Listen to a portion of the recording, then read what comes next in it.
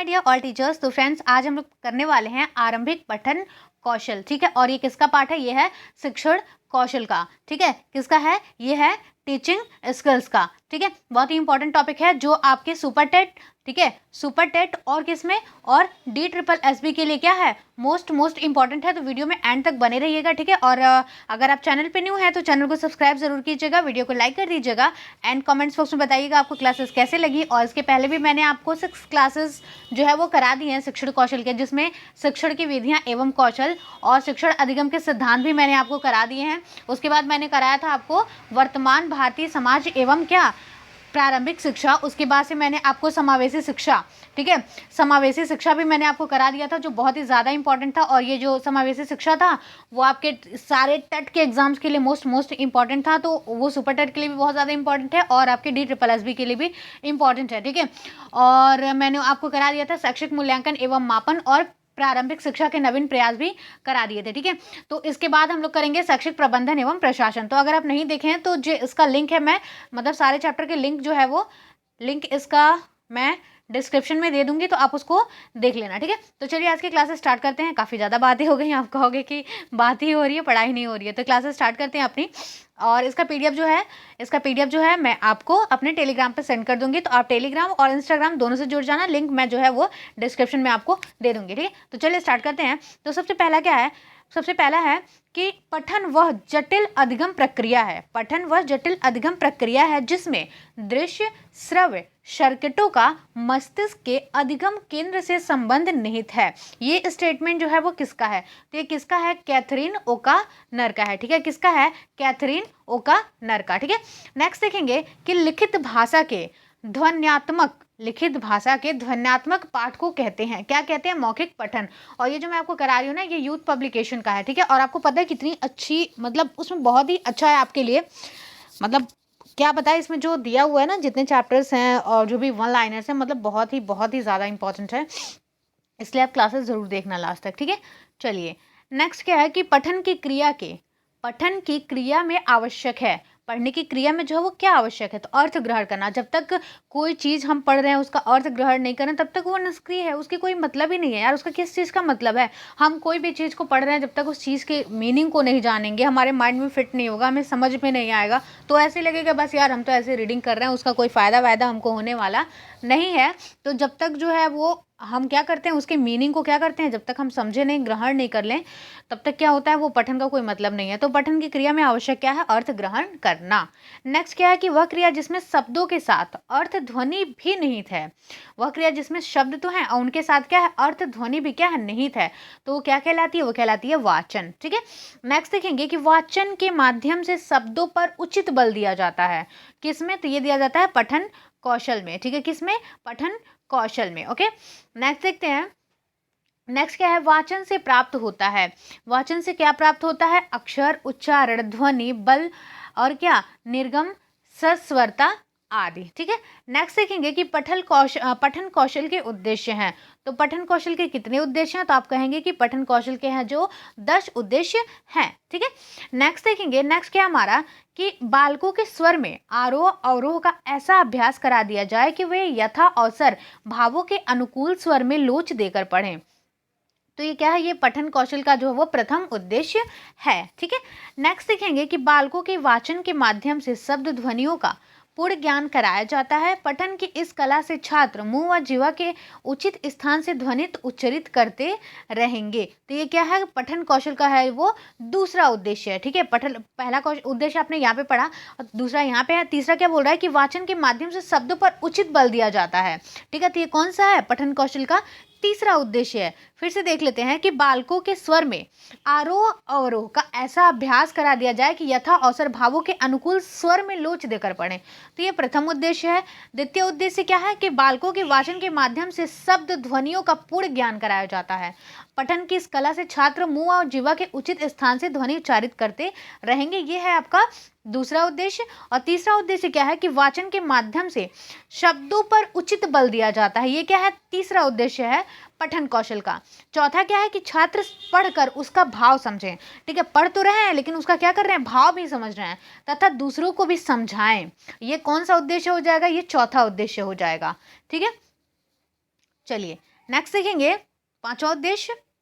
पांचवा उद्देश्य क्या है, आपने पढ़ा कि कितने उद्देश्य थे, 10 उद्देश्य थे, तो हम 10 उद्देश्यों को पढ़ लेंगे। तो पांचवा उद्देश्य क्या है कि वाचन से अक्षर, उच्चारण, ध्वनि, बल, निर्गम, सस्वरता आदि का सम्यक संस्कार प्राप्त होता है। यह है पांचवा उद्देश्य। नेक्स्ट क्या है कि पठन या फिर वाचन के द्वारा छात्र विराम, अर्धविराम आदि चिन्हों का प्रयोग समझ जाता है। तो ये कौन सा उद्देश्य है, यह छठा उद्देश्य। नेक्स्ट है कि पठित अंश का भाव ग्रहण करना उद्देश्य है। क्या है, अगर पठित अंश का जो है वो क्या कर रहा है, भाव ग्रहण करना, कौन सा उद्देश्य है, उद्देश्य हो जाएगा आपका सातवां। ठीक है, कौन सा उद्देश्य होगा, ये होगा सातवां। नेक्स्ट देख लेते हैं कि पठन द्वारा त्रुटियों का निवारण करना, त्रुटियों का क्या किया जा रहा है, निवारण किया जा रहा है, कौन सा उद्देश्य है, आठवां। नौवां देख लेंगे कि वाचन शब्द भंडार में वृद्धि करता है, ये कौन सा उद्देश्य है, यह है नौवां। दसवां देखेंगे, दसवां क्या है कि वाचन से स्वाध्याय की प्रवृत्ति जागृत होती है। वाचन से स्वाध्याय मतलब स्व अध्याय, खुद अध्याय करने की जो प्रवृत्ति होती है ना, वो जागृत होती है। तो ये कौन सा उद्देश्य हो जाएगा, ये हो जाएगा दसवां। तो आप 10 उद्देश्य पढ़ लिए कि वाचन के कितने उद्देश्य हैं, 10 हैं, कौन कौन से हैं, ये भी मैंने आपको बता दिया। तो आपको जो है इन बातों को ध्यान रखना, वीडियो को 102 बार देखोगे या फिर आप कॉपी में नोट कर लोगे ना, पहला उद्देश्य क्या है, दूसरा क्या है, तीसरा क्या है, तो एक बार आप लिखोगे तो ही आपके माइंड में फिर फिक्स हो जाएगा। ठीक है, चलिए नेक्स्ट देखेंगे कि पठन कौशल के आधार हैं। तो क्या क्या है, वाचन मुद्रा और वाचन शैली। नेक्स्ट देखेंगे कि बैठने, खड़े होने का ढंग, पठन सामग्री हाथ में ग्रहण करने की रीति तथा भावानुसार हाथ, पैर, नेत्र आदि अन्य अंगों का संचालन है। क्या है, वाचन मुद्रा। ठीक है, चलिए नेक्स्ट देखेंगे कि भावानुसार स्वर के उचित आरोह अवरोह के साथ पढ़ना है। क्या है, वाचन शैली। नेक्स्ट देखेंगे पठन कौशल के गुण हैं। तो पठन कौशल के कितने गुण हैं, पठन कौशल के जो है वो 4 गुण हैं। ठीक है, देखते हैं। प्रत्येक अक्षर को शुद्ध तथा स्पष्ट, प्रत्येक अक्षर जो है उसको क्या, शुद्ध और स्पष्ट, ठीक है, उच्चारित करना है। अब ये क्या है, पठन कौशल का पहला गुण है।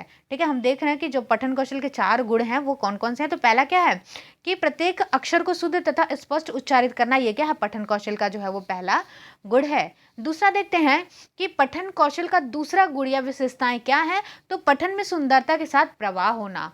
ठीक है, पढ़ तो रहे हैं, उसके साथ क्या है, पढ़ने में सुंदरता भी है और उसके साथ क्या है, प्रवाह भी है। मतलब हम कब तेज पढ़ रहे हैं, कब धीरे पढ़ रहे हैं, इस चीज़ का जो उसका फ्लो है ना, उसको ध्यान रखा जा रहा है कि पठन में सुंदरता के साथ क्या है, प्रवाह होना जो है, यही क्या है, पठन कौशल का दूसरा गुण है या दूसरी विशेषताएं हैं, उसकी दूसरी क्वालिटी है। चलिए नेक्स्ट देखेंगे मधुरता, प्रभावोत्पादकता तथा चमत्कारपूर्ण, ठीक है, चमत्कारपूर्ण ढंग से आरोह अवरोह के साथ वाचन होना चाहिए। तो क्या होना चाहिए, पठन कौशल की तीसरी विशेषता है ये। ठीक है, मधुरता, प्रभावोत्पादकता तथा चमत्कारपूर्ण ढंग से आरोह अवरोह के साथ वाचन होना चाहिए। ये क्या है, पठन कौशल की तीसरी विशेषता है। 4 विशेषताएं होती हैं, 3 विशेषताएं हम लोगों ने पढ़ लिया।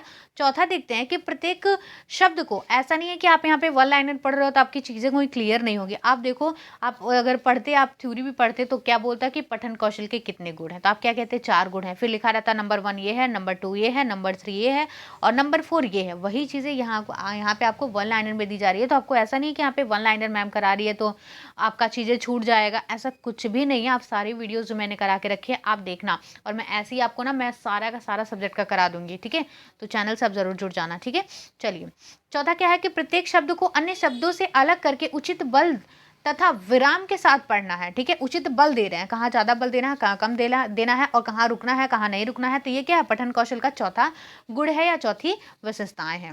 नेक्स्ट देख लेते हैं कि पठन कौशल की शिक्षण विधियां हैं। पठन कौशल की शिक्षण विधियां हैं तो क्या है, पहला शब्द तत्व पर आधारित विधियां, दूसरा क्या है, अर्थ ग्रहण पर आधारित विधियां।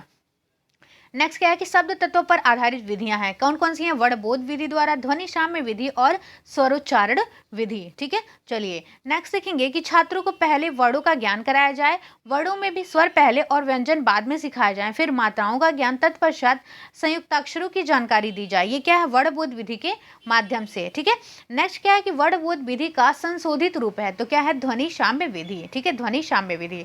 नेक्स्ट है समान उच्चारण वाले शब्दों को साथ साथ सिखाया जाता है, ये क्या है, ध्वनि साम्य विधि में ऐसा होता है। ठीक है, नेक्स्ट क्या है कि राम नाम काम शाम उदाहरण है, तो क्या है, ध्वनि साम्य विधि के उदाहरण है। नेक्स्ट है अक्षरों एवं शब्दों को उनकी ध्वनि के अनुसार पढ़ाया जाता है। अक्षरों एवं शब्दों को उनकी ध्वनि के अनुसार पढ़ाया जाता है। इसमें 12 कड़ियों को आधार माना जाता है। इसमें स्वर के बिना व्यंजन नहीं सिखा सकते। तो क्या होता है, स्वरोच्चारण विधि में जो है वो ऐसा होता है। ठीक है, चलिए नेक्स्ट देखेंगे कि अर्थ ग्रहण पर आधारित विधियां हैं। कौन कौन सी हैं? देखो और कहो विधि है। देखो और कहो विधि क्या? अर्थ ग्रहण पर आधारित विधि है। दूसरा क्या है? वाक्य विधि है। तीसरा क्या है? कहानी विधि है। चौथा क्या? अनुकरण विधि है। पांचवा क्या? संपर्क विधि। और छठवां क्या है? उपयुक्त विधि है। देखो और कहो विधि, वाक्य विधि, कहानी विधि, अनुकरण विधि, संपर्क विधि और क्या? उपयुक्त विधि। ठीक है, चलिए इसी के साथ नेक्स्ट देखेंगे। नेक्स्ट क्या हमारा शब्द से संबंधित वस्तु का, शब्द से संबंधित वस्तु क्या यार, शब्द से संबंधित वस्तु का, आप समझो का यहाँ पे है, ठीक है, का चित्र दिखाकर पहले शब्द का ज्ञान कराया जाता है। पहले शब्द का ज्ञान कराएंगे। चित्र के नीचे वस्तु का नाम लिखा होता है। चित्र परिचित होने के कारण छात्र सरलता से शब्द से साहचर्य स्थापित कर लेते हैं तथा अध्यापक का अनुकरण करते हुए छात्र शब्द का उच्चारण कहते हैं। यह विधि कौन सी है? तो यह है देखो और कहो विधि है। कौन सी विधि है? देखो और कहो विधि है। नेक्स्ट क्या है? देखो और कहो विधि है क्या है? मनोवैज्ञानिक विधि। नेक्स्ट क्या है? पूर्ण से अंश की ओर, ज्ञात से अज्ञात तथा सरल से जटिल की ओर शिक्षण सूत्रों का पालन होता है। तो ये किस में होता है? देखो और कहो विधि में होता है। ठीक है, नेक्स्ट देखेंगे पहले वाक्य, फिर शब्द, तत्पश्चात वर्ण। इस क्रम से छात्रों को वाचन का अभ्यास कराया जाता है। किसमें? वाक्य विधि में। ठीक है, नेक्स्ट देखेंगे कि छोटे छोटे वाक्यों से निर्मित कहानी, चार्ट व चित्रों के माध्यम से छात्रों के समक्ष प्रस्तुत की जाती है। शिक्षक इस कहानी को कक्षा में कहता है। तत्पश्चात शिक्षक कहानी को श्यामपट्ट पर लिखता है व पाठन कराता है। ठीक है, विद्यार्थी शिक्षण का अनुकरण करते हैं। तो ये किस में होता है ऐसा? ये होता है कहानी विधि में। ठीक है, चलिए नेक्स्ट देखेंगे कि अध्यापक एक एक शब्द बालकों के समक्ष कहता है और छात्र उसे दोहराते हुए अनुकरण कहते हैं। तो ये किस में होता है? अनुकरण विधि में। ठीक है, नेक्स्ट देखेंगे कि मॉन्टेसरी ने प्रचारित किया था, क्या किया था? संपर्क विधि को मॉन्टेसरी ने प्रचारित किया था। क्या प्रचारित उन्होंने किया था? संपर्क विधि को उन्होंने प्रचारित किया था। नेक्स्ट देखते हैं, पहले बालकों को चित्र, खिलौना, वस्तुएं आदि से परिचित कराते हैं। ठीक है, चित्र, खिलौना, वस्तु आदि से हम क्या कर रहे हैं? उनको परिचित करा रहे हैं। पुनः उस वस्तु को के कार्ड रखते हैं। ठीक है, कार्डों को आपस में मिला दिया जाता है और बच्चों को कहा जाता है कि कार्ड जिस वस्तु से संपर्क रखते हैं, ठीक है, उसके आगे पुनः रख दें। इस अभ्यास से छात्र और वस्तु से परिचित हो जाते हैं। यह विधि कौन सी है? संपर्क विधि। देखिए प्रिंटिंग में थोड़ा सी दिक्कतें हैं, लेकिन मैं आपको बोल रही हूँ तो आप चीज़ों को समझना। ठीक है, नेक्स्ट क्या है कि पठन के लिए बालकों के समक्ष, ठीक है, बालकों के समक्ष उपयुक्त वातावरण प्रस्तुत किया जाता है। तो ये उपयुक्त विधि के माध्यम से। ठीक है, नेक्स्ट क्या है कि उपयुक्त विधि में आवश्यक है, ये आवश्यक लिखा हुआ है। उपयुक्त विधि में आवश्यक है तो क्या है? दृष्टि का अभ्यास और मौखिक कार्य पर अधिक बल देना। ये क्या है? आवश्यक उपयुक्त विधि में। ठीक है, चलिए नेक्स्ट क्या है कि वर्णों की समानता के चित्र दिखाकर किसी असमान चित्र को पहचानने का अभ्यास कराया जाता है। ये किस में होता है? किसी वर्णों की समानता के चित्र दिखाकर किसी असमान चित्र को पहचानने का अभ्यास कराया जाता है। किस में होता है? उपयुक्त विधि में। नेक्स्ट उपयुक्त विधि का कार्य है क्या है? बालकों से आकृतियां बनवाकर उसमें रंग भरवाना एवं गिनना सिखाना आदि। ठीक है, चलिए नेक्स्ट क्या है कि पाठन संबंधित त्रुटियां हैं। तो पाठन संबंधी कितनी त्रुटियां हैं? तो ये हैं 10। नेक्स्ट है कि पाठन संबंधित त्रुटियों को स्पष्ट कीजिए। ठीक है, पाठन संबंधी त्रुटियां कौन कौन सी होती हैं? तो क्या क्या हो सकती है कि बच्चा हो सकता है अटक अटक कर पढ़े, ठीक है, और पठन के समय अनुचित मुद्रा में हो, फिर क्या अशुद्ध उच्चारण बच्चा कर रहा है, फिर क्या वाचन में गति का ना होना, कभी बहुत तेज पढ़ रहा है कभी स्लो पढ़ रहा है, उसे विराम चिन्ह का कुछ क्या है नॉलेज ही नहीं है, फिर क्या है कि दृष्टि दोष से अक्षरों का ठीक दिखाई ना देना, पाठ्य सामग्री का कठिन होना, पाठ्य सामग्री कठिन है तो भी तो दिक्कत होगी, फिर क्या है अक्षर तथा संयुक्ताक्षरों संबंधित त्रुटियां, फिर भावानुकूल आरोह अवरोह का ज्ञान, फिर क्या वाचन संबंधी मार्गदर्शन का अभाव, फिर क्या है अध्यापक का व्यवहार, ये भी डिपेंड करता है। ठीक है, चलिए नेक्स्ट देखेंगे, छोटा सा चैप्टर था ये, बहुत बड़ा नहीं था। नेक्स्ट क्या है कि पाठन संबंधी त्रुटियों के निवारण का उपाय है। क्या है? आवृत्ति, पुनरावृत्ति, स्थान परिवर्तन, अस्पष्ट निवारण, चिकित्सा विधि, पठन संबंधी उचित मार्गदर्शन, कक्षा का आकर्षक वातावरण और क्या छात्रों के मानसिक स्तर के अनुकूल पाठ्य सामग्री का चुनाव। ठीक है, ये क्या था? पाठन संबंधी त्रुटियों के निवारण के उपाय। ठीक है, चलिए अब क्या है अब है कि बार बार आवृत्ति या पुनरावृत्ति के माध्यम से अभ्यास कराकर उच्चारण संबंधी दोषों का निवारण किया जा सकता है। तो किसमें होता है? आवृत्ति पुनरावृत्ति विधि द्वारा। नेक्स्ट एंड लास्ट क्या है कि पाठ्य सामग्री का चुनाव होना चाहिए। तो कैसा होना चाहिए? छात्रों को केंद्रित मानकर। पाठ्य सामग्री कैसा होना चाहिए? छात्रों को केंद्रित मानकर। ठीक है, आपको पता है कि हर चीज़ों में क्या होता है, जब सभी चीज़ें हैं, जितनी भी स्टडीज है उसमें जो भी चीज़ें वो क्या होनी चाहिए? छात्र केंद्रित होना चाहिए, क्योंकि पढ़ना किसको है? छात्र को। या उन्हीं की उन्नति के लिए हमें सभी चीज़ें क्या रहती हैं? करनी रहती हैं। तो फ्रेंड्स, ये थी छोटी सी वीडियो, आपको कैसी लगी?